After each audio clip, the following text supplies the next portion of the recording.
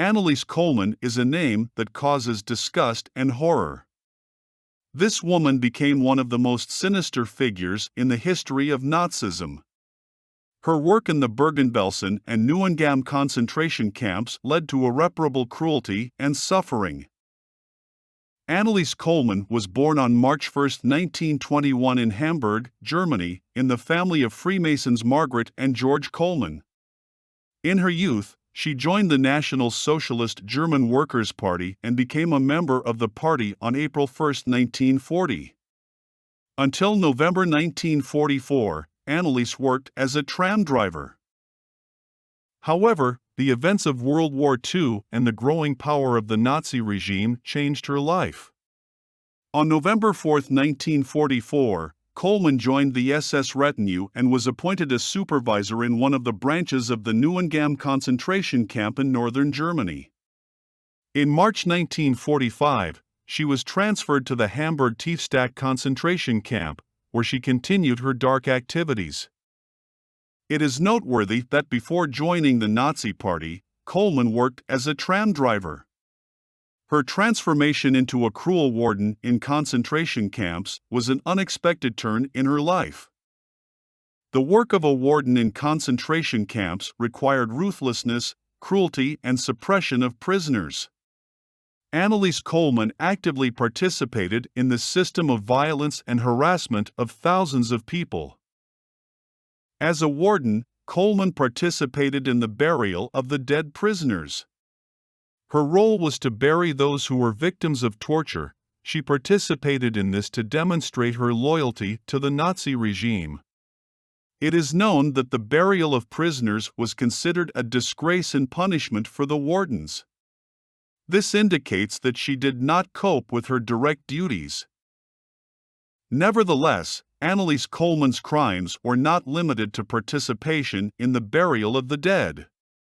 Witnesses described how she inhumanly beat the prisoners until they lost consciousness. The court also described a case when Kohlmann punished a woman with 30 lashes for a stolen piece of bread. Her actions were an example of pure cruelty and violence, and they caused horror to those who witnessed it. At the end of the war, when the military liberated the concentration camp, Anneliese Kohlmann tried to escape by dressing up as a male prisoner. However, the surviving prisoners recognized her and handed her over to the soldiers. Anneliese Kohlmann was arrested and sent to the cell prison, where she had to answer for her crimes.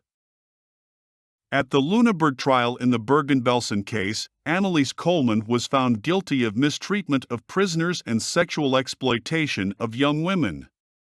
It turned out that Anneliese threatened to force women to enter into a relationship with her.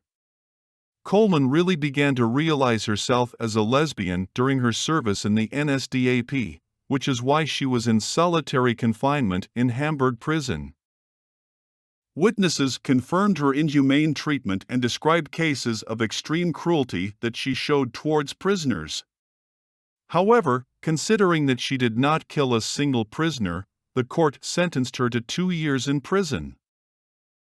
Her relatively low sentence raises questions about the fairness and effectiveness of the German justice system after the war. After the verdict, Anneliese Kohlmann served her sentence in a prison in Hamburg. However, her fate after her release was little known. In 1965, she moved to West Berlin, where she found a job as a cook at the Zehlendorf Hospital.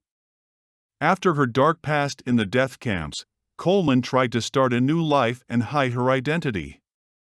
She lived quietly and avoided publicity.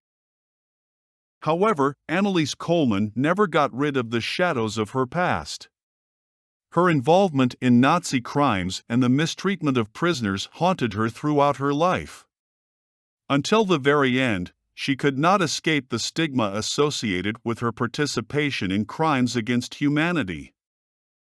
Anneliese Kohlmann died on September 17, 1977 at the age of 56 at her workplace in the Zehlendorf Hospital. Her death marked the end of the tragic and sinister story of a concentration camp warden. This shows that she has not been able to completely get rid of the stigma and consequences of her crimes.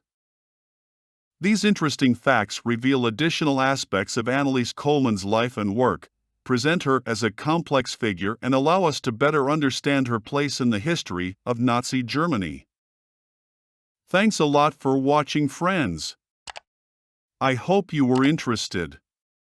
Please subscribe to my channel and like this video.